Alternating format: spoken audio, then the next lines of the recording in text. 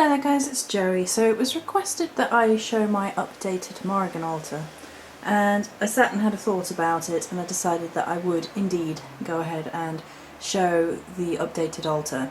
I sort of communed with Mother about it as well, and I've decided to remove a couple of bits that are regularly on her altar, but they're very private and personal to me, so I have removed those and they won't be on show because they have a particular meaning and purpose and use. But apart from that, it is as it is normally. So I have moved the Morrigan prayer wheel over to this side of the room. I've had to move where the altar is, and currently I don't have my seasonal altar because in the other room we had water come through the roof, and that meant that my computer had to be moved into this room for the time being until it's all sorted out, which means that the space is limited because there's a desk in here as well now. So, but I have kept the Morrigan altar up, obviously. So if we move over here, first thing in front of the Morrigan altar, which is on a desk of drawers, is the beautiful Morrigan staff that my sister spent a year making and imbuing, and it basically stands here proud, staff of Morrigan, stave of Morrigan, however you wish to say it, in front of the space, so it becomes very warlike, it becomes very protective.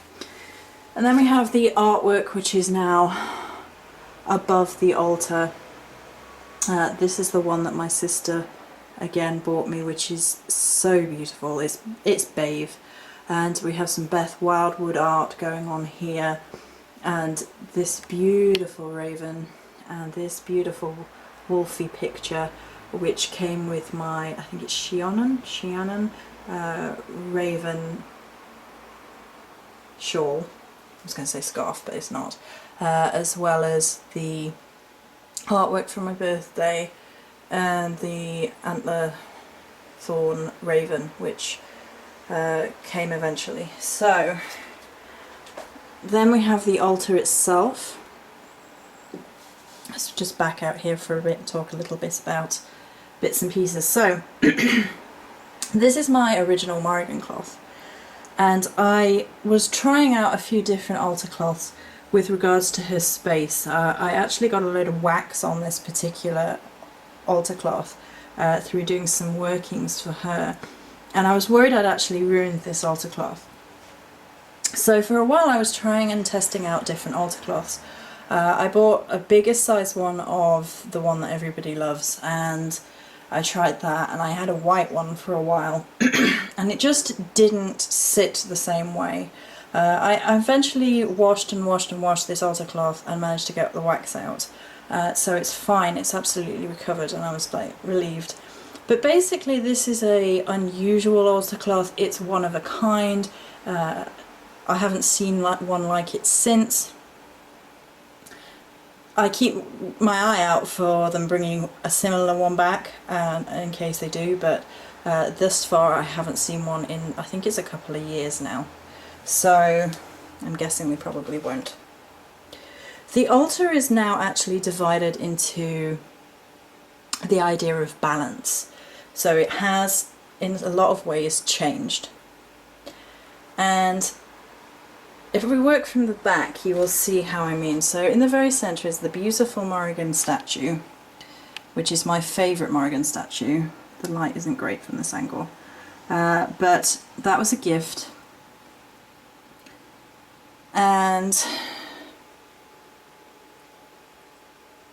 behind her statue I have placed a sort of, it's almost a bundle I guess, of different feathers. Most of them are a crow from my own gifts that I have been given by the Morrigan over the time, and then there is a swan feather which was a gift from Hazel, and there is a magpie feather in there that was a gift from Charlie, and then there, I think, yeah, there's the magpie. There it goes. Why are you hiding? Hey? And then there is a hawk feather, which was from Hazel. The hawk does have some interconnectedness with the Morrigan. It's worth researching, and there is some interesting artwork around the concept as well if you haven't seen it. And then I placed the ring that my sister gave me around her leg, and the minute I saw it I knew that's exactly what I wanted to do with it. It kind of has this sexy death thing going on, like it looks like a garter, like oh hello, but then it's a raven skull, so it kind of works. Ooh, tractor outside, excuse me. It's tractor galore here at the minute because it's harvest season. Right, so that's the statue in the very centre, so surrounded by her skulls. If you don't know, there's one white, one black, sparkly from Halloween decorations that I get out every year, and then this one was a gift from Charlie. I think he's carnelian, and then the amethyst one. I can't remember where the amethyst one came from actually, but if you don't know and you have a bit of a thing about skulls, which initially I was a bit apprehensive about skulls, and then when I actually started working with crystal skulls I was like, oh my god, these are amazing. They're like some of my absolute favourite crystals to work with right now. And the Morrigan is associated with taking heads, and a lot of people are like, oh my god, violent. And what it actually is the Celts believed that the soul resided in the head, so by the collection of heads it wasn't like a gory thing, it was transporting their souls to the other world, like moving their souls on. It was an honourable thing. So there you go. And on either side of this is a piece of Beth Wildwoods artwork, and this is why I wanted to do a separate video really celebrating her artwork by itself first, apart from the fact that celebrating an incredible pagan artist who supports animal sanctuaries and is so integral, and you know, integrity and honesty and joy in her work, because there's one either side. So, and it kind of tips, it's about balance within balance. Okay, so this side tends to be the night side, the dark side if you like, the death aspect. I hesitate to ever call anything dark because people are like, evil! It's like, no, it's not evil, it's about being the night time, it's about being the shadow self, it's about death, which is nothing to be afraid of, because, never mind, I'll get into that into the compassion video. Right, okay, and then on this side we have the more life side. So for this side I have the white goddess offering bowl, and on the dark side we have the black offering bowl, and then on this side we have the slightly darker antler piece, and on then this side we have the lighter antler piece. And so it is a little bit like the balance of all things within all things. So this is the crow spirit antler piece of artwork right here. This is about the spirit of the crow, so you connect spirits to the spirit world and the realm of the dead and ghosts and things of that nature, but that is within the life side. And then this antler piece has the tree of life and a raven and the labyrinth and the deep mysteries and the roots going down, and it's very much about life and the cycles. And what I truly love about the two antlers this way up is they're the opposite way up. So this one's pointing upwards and this one's pointing downwards. So as above, so below, which I freaking adore. So on the light side, or the life side is more accurate, we have one of the Morrigan globes, and this is 2 years old now and has the tree with the ravens in, and I freaking adore it. So it stays out all year round. And then in this offering bowl we have a Labradorite, which very much looks like the forest. I don't know if I can move it out without... Oh, I can, just about, right. Come on, shine for me, I know the light's not great. There you go. So can you see the forest within that? Very much so, if you ask me. And things did fall down, so I'll just... You can just see me doing it. Hang on. So just pop you back in. It may need a bit more readjusting. Oh, that's shining beautifully now. Look at that. Right, and then we have some crows. We have some shark's teeth. Crow's teeth. Honestly, brain. Shark's teeth in here. Some of the dragon's egg or seer stones, depending on what country you live in, they tend to have different names. Here the dragon's eggs, and for me they're very much about spirit. They very much represent the mysteries of life and spirituality. I've talked a little bit about dragon's eggs in the past and how that represents it, but basically it's because you get a fraction and you're looking in and you're seeing your perspective, and most of the dragon's eggs are quite misted up, you can't see through them, but you can see a little bit through and you get flashes of insight, flashes of information, and that to me is very, very sort of reminiscent of how spirit works. There's also my amethyst orb in there that I bought myself, as well as a little tiny little jar of chalice well water, and that particular one is from Hazel, and a little feather. I forget which one it is. I think it's Blackbird, which Hazel also sent. So the teeth are in there because it reminds us to take a bite out of life, basically, to get your teeth in and not sit and watch. And then if we move over, then we have the death side, and we have the crow candle from, I think it was last year. I'm pretty sure it was last year, which I love, and I keep as a sort of figurine rather than a candle because it's just beautiful. So on this side, as you can see, we have the Dark Goddess offering bowl. I should have really said at the beginning there's going to be bones and bits in here, shouldn't I? Oh well, I'll put a thing on the bottom of the video. Most of the bones have actually been removed from this video because they sort of tie into the personal stuff, but I have shown pretty much everything that's on this before, and some things I'm not going to talk about. So there are magpie feathers in this side that my sister sent me. There's the Bone Goddess, which Trina sent some time ago. There's some kyanite in there. There's a dried poppy head. There's the obsidian twist.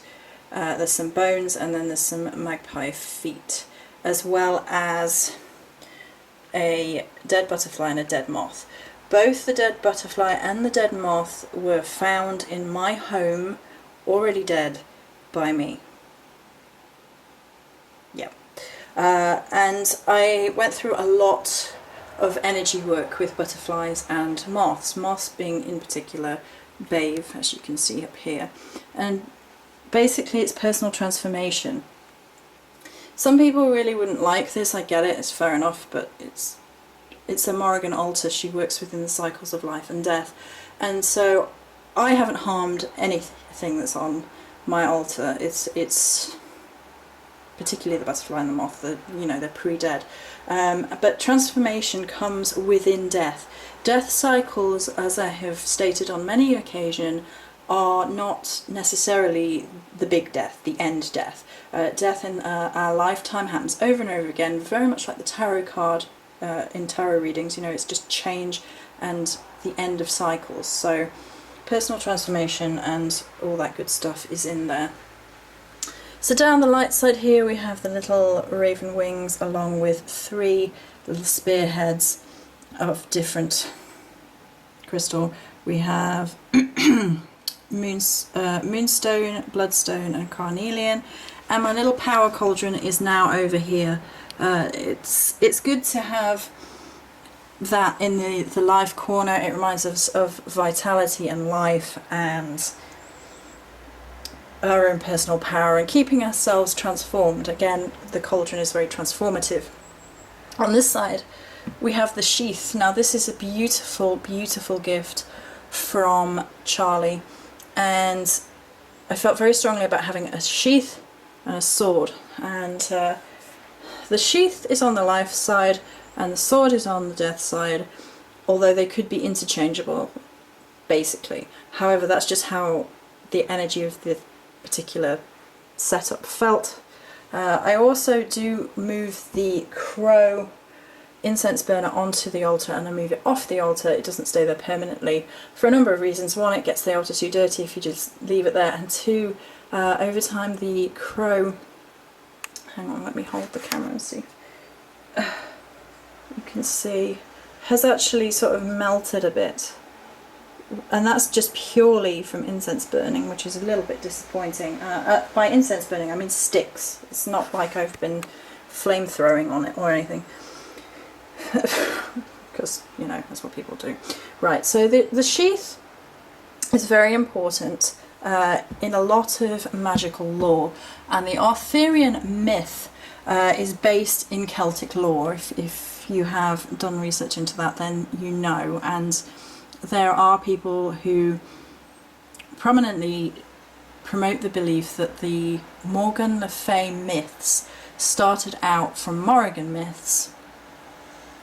Some people refuse to believe this, some people do believe it. I think there is merit to it. I think there are similarities. I'm a student of history, so I would never say one way or the other definitely, because we can't prove it, so there's no point in arguing definitely yes or definitely no. However, within the Morgan Le Fay myth, the sheath is very important. It gets made at Avalon. It means that whilst Arthur is wearing the sheath, his blood cannot be spilt. He can't die, I believe, is the myth. And when he doesn't treat it with as much respect as he treats the sword, that it sort of accumulates into his part of his death. The myths are different. There are different myths surrounding the whole thing, so there isn't just one set of Arthurian myths. However, I really love this beautiful piece made by Charlie. It's absolutely gorgeous. Blood red, and we've got some goddess fire going on, and of course some ravens. And then of course my Morgana Le Fay blade, which fits with the imagery perfectly. This is my prized blade. I lost it for a while. I managed to get it back. It came back to me. It was a really good day when it came back to me, because I thought it had been sold. I was pretty convinced it had been sold, but apparently managed to get it back. So there you go. And on this side we have the skull that my sister sent me. So a candle again, and 3 obsidian blades counterbalances the 3 colourful blades here. So you have colour blades that side, obsidian blades, black blades that side. It's a nice balance of colour and black. It's again all about balance. So then in the centre we have the Morrigan sort of working bowl, if you like. In front of her, we, as always, we have that's the black agate. Okay, which one's the black agate? Yeah, that one's the black agate pillar, and this one's the obsidian pillar. And they still align over the offering bowl. It makes like a doorway, as you will see as we come further back as well. In here we have my Miss Oddly poppet, Elma Ray's. There are some crow feet in there. They came to me naturally and were a gift from the Morrigan. So, but if you haven't worked with one of these amazing poppets, I highly recommend it. She's a working poppet. She's not the sort of, like, a lot of people will say, you know, oh, poppets are just for creating representations of people, whether it be for good or ill. But Elma Ray's has her own energy. She's very, okay, how do I put this correctly? She has a Fey energy spirit. She has a personality. She's a helper. She assists and has her own needs and wants, and it very much is a home for a face-like spirit. There you go. I guess that's the way of putting it. And then in the front here, in front of the obsidian obelisk, so as you can see, creating a doorway, the 3 main crystal skulls, along with the most incredible Labradorite skull here. And the wolves have moved. Have you been walking around, Mr. Wolf? I really want one like this that's Labradorite. I work with Labradorite now, and I don't work with amethyst so much, so although I still enjoy this skull, I would really like a Labradorite one.